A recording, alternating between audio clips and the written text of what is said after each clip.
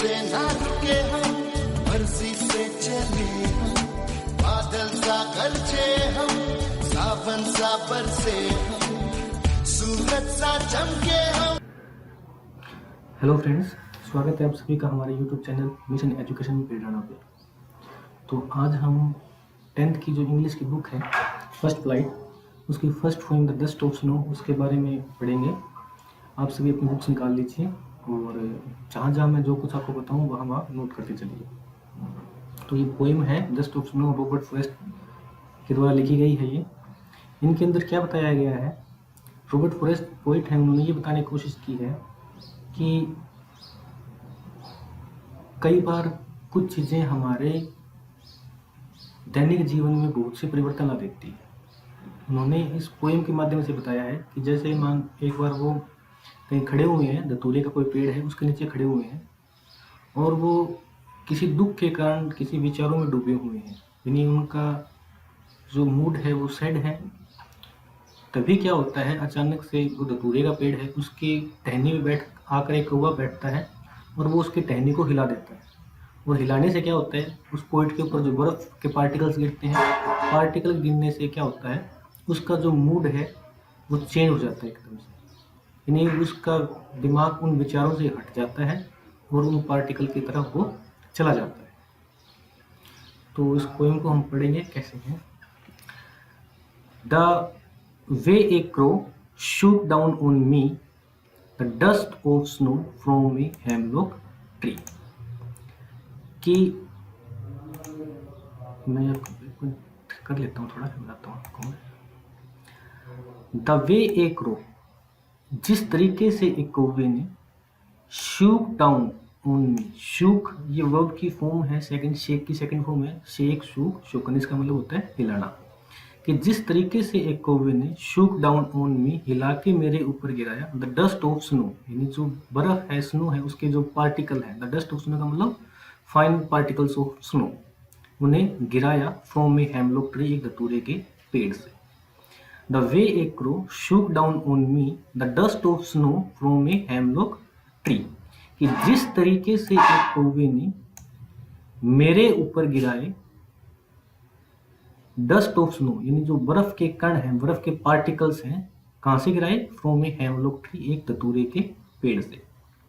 Has given my heart A change of mood, और इस चीज ने क्या किया, मेरे दिल का जो मिजाज है वो बदल दिया, यानी उसके कौवे ने जो उसके ऊपर पार्टिकल्स गिराए थे उसने उसके जो दिल का मिजाज है वो बदल दिया। And saved some part of a day I had rued, यानी और मेरे दिन का कुछ हिस्सा जो खराब हो रहा था उसे बचा लिया, यानी दिन का जो खराब हिस्सा जो बर्बाद हो रहा था उसका, उस पार्टिकल्स ने बचा लिया। कैसे बचा लिया, कि मान लो पहले वो उस विचारों में डूबा हुआ था, उसकी तरफ उसका ध्यान था, लेकिन जैसे ही वो बर्फ के पार्टिकल्स उसके ऊपर गिरते हैं तो उसका ध्यान उन विचारों से हटकर उस बर्फ की तरफ चला जाता है और वो उसका मूड है वो चेंज हो जाता है। यानी उस अगर वो मान बर्फ के कण उसके ऊपर ना गिरते तो सारा टाइम वो उसके बारे में सोचता रहता, उसका दिन वो ऐसे ही निकल जाता। तो इसलिए पोइट ने कहा है कि उन बर्फ के कणों ने मेरा दिन है वो बचा लिया।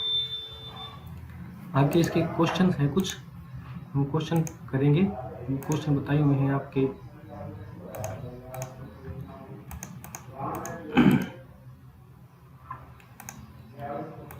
नेक्स्ट स्लाइड है, मैं बता देता हूँ आपको, भी करवा देता हूँ।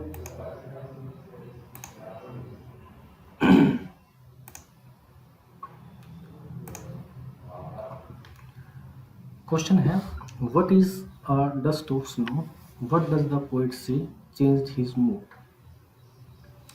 तो what is a dust of snow, जो डस्ट ऑफ स्नो है वो क्या है। तो डस्ट ऑफ स्नो तो मैंने आपको बताया है, द डस्ट ऑफ स्नो क्या है, जो बर्फ है, जो बर्फ के फाइन पार्टिकल्स हैं उन्हें हम क्या बोला गया यहाँ पे, द डस्ट ऑफ स्नो बोला गया। तो व्हाट डज द पोएट से has changed his mood, how has the poets mood changed, कि इस पोएट का जो मूड है वो किस चीज़ ने चेंज कर दिया था और पोएट का मूड चेंज कैसे होगा। तो इसके लिए हम बोलते हैं कि when the dust of snow fell on him and this little thing brought him some joy and changed his mood. Second question है how does forest present nature in this poem, कि जो फॉरेस्ट है उसने अपनी कविता के अंदर इस प्रकृति का कैसे वर्णन किया है।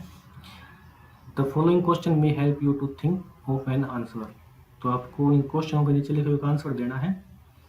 तो सेकेंड क्वेश्चन का फर्स्ट है कि what are the birds that are usually named in the poem, do you think a crow is often mentioned in poem, कि what are the birds that are usually named in the poem, कि हम अक्सर देखते हैं कि जो poem होते हैं उनमें किस तरह के जो पक्षियों का जिक्र किया होता है। डू यू थिंक, क्या आप सोचते हैं कि crow is often mentioned in poem, कि अक्सर कविताओं के अंदर पोएम्स के अंदर हम कौवे का क्रो का जिक्र करते हैं। What image come to your mind, कि आपके दिमाग में कौन सी तस्वीर आती है when you think a crow, जब आप कौवे के बारे में सोचते हो। तो देखो क्या है कि ज़्यादातर हम जो पोएम पढ़ते हैं उसके अंदर किसका जिक्र होता है, जैसे कोई नाइट एंजल होगी, स्पैरो होगी, चिड़िया होगी, इन्हीं का तो जिक्र होता है और वही हमें यहाँ पे बताना है। तो यहाँ पे इस वर्ड को खाली हटाना है आपको, और यहाँ पे लिख सकते हो nightingale and sparrows are the birds that are usually named in the poems. Do you think a crow is often mentioned in poem, तो हम डू यू के लिए लिखते हैं no, crow is often not mentioned in poem, कि अक्सर कौवे का जिक्र है पोएम में नहीं किया जाता। What image come to your mind when you think a crow, जब आप कौवे के बारे में सोचते हो तो आपके दिमाग में कैसी तस्वीर आती है। तो कैसी तस्वीर आती है, तो एक क्रो यानी जो कौवा है वो मतलब दुख का प्रतीक माना जाता है, भी कौवा का आना, कौवे का बोलना माना जाता है कि ये सही नहीं है। तो हम लिख सकते हैं कि the crow can be associated with something dark, black and threatening, यानी डरावनी चीजों वाला है। आगे क्वेश्चन है again what is hemlock tree. Hemlock tree क्या है, हेमलॉक ट्री से जिसमें आता है धतूरे का पेड़ होता है, यानी एक विषय जिसको नशीला पेड़ बोलते हैं, टॉक्सिक ट्री। तो hemlock tree is a toxic tree, वो टॉक्सिक पेड़ है। Why does not the poet write about more beautiful trees such as maple or an oak or pine? Maple भी एक पेड़ होता है, ओक का मतलब ब्लूज का पेड़ से आप बोलते हो, पाइन देवदार का पेड़ है, कि इन पेड़ों का जिक्र उसने अपने पोएम में क्यों नहीं किया, उसने धतूरे का पेड़ का ही जिक्र क्यों किया। तो बच्चों हेमलॉक ट्री है वो नशीला पेड़ है, धतूरे का पेड़ है, यानी कि वो दुख का प्रतीक है। जो पोएट था वो दुख में था, तो दुख के लिए उसने इसको यहाँ पे बताया है हेमलॉक ट्री के बारे में। और जो मेपल है, ओक है, पाइन है, ये सारे के सारे क्या हैं, ये स्प्लेंडर खुशी के और मतलब शान शौकत के वो माने जाते हैं, इसलिए इसने इसका वर्णन नहीं किया। तो इसका तो हो जाएगा कि हेमलॉक ट्री टॉक्सिक ट्री, यानी कि हेमलॉक टॉक्सिक ट्री है। And why does not the poet write about a more beautiful tree such as maple और ओक। तो आप इसकी तरह लिख सकते हो कि these trees are a symbol of splendour and happiness, but forest wanted to represent the belief of sorrow and sadness, that's why he used a hemlock tree. आगे है what do the crow and hemlock represent joy and sorrow, joy और sorrow यानी क्या represent करते हैं, तो दोनों के दोनों क्या करते हैं, sorrow यानी दुख के प्रतीक है। तो crow and hemlock represent sorrow. What does the dust of snow that the crow shake off a hemlock tree stand for, यानी जो डस्ट ऑफ स्नो है जो कौवे ने हिला के उसके ऊपर गिराए थे हेमलॉक ट्री से, वो किसके लिए यूज की गई है, उसका किस चीज़ के लिए यूज किया गया है। तो जो वो दुख में डूबा हुआ था, तो बर्फ ने क्या काम किया था कि जैसे ही बर्फ उसके ऊपर गिरी थी और गिरते ही क्या हुआ था, बर्फ के गिरते ही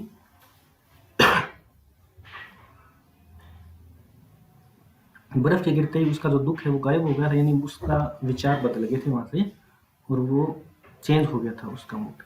तो आप इसकी जगह लिख सकते हो कि the dust of snow that is shaken of the hemlock tree by the crow stand for happiness, इसका आंसर हो जाएगा। थर्ड क्वेश्चन है ये आपको इसका आपने बताना है कि इसके अंदर ये पूछा गया है कि व्हेन यू फेल्ट डिप्रेस्ड और होपलेस, जब आप निराश होते हो या आप कोई उम्मीद नहीं होती, निराश हो जाते हो, तनाव में आ जाते हो, तो आपका जो एक्सपीरियंस है वो कैसा होता है, क्या ऐसी मोमेंट होती है आप जो आपके मूड के उस दिन का जो मूड है उसको बदल देता है। तो मतलब आप इसके लिए अपना कोई भी दे सकते हो कि जैसे पहली लाइन आप लिख सकते हो कि व्हेन वी फेल्ट डिप्रेस्ड और होपलेस मतलब यहाँ पे बहुत सी ऐसी चीज़ें हैं, तो आप इसका लिख सकते हो कि there have been innumerable times when we felt depressed and hopeless, and these situations come due to various behavior or attitude, मतलब किसी भी तरीके से ये हो सकती है। एंड आगे आप अपने बारे में दिखा सकते हो कि जैसे क्या करते हो आप, मान लो व्हेन वी, इसमें अपना होता हूँ जैसे when I was very upset I was on my balcony and something, जैसे आप जो भी देखते हो जिससे आपका मतलब मूड चेंज हो जाए। जैसे मान लो आपने गली में रोड पे पप्पी खेलते हुए देख लिया, तो लिख सकते हो आप I saw two puppies playing on the road and this little joy changed my mood and I felt very. ठीक है, इस तरीके से आपको ये क्वेश्चन करने हैं। तो अगर आपको ये वीडियो अच्छी लगी हो तो इसको चैनल को सब्सक्राइब कीजिए, वीडियो को लाइक कीजिए, और आपको कोई क्वेरी है, कोई क्वेश्चन समझ में ना है, कोई चीज़ समझ में नहीं है तो आप कमेंट छोड़ सकते हो और आपको उसका रिप्लाई मिलेगा। Thank you.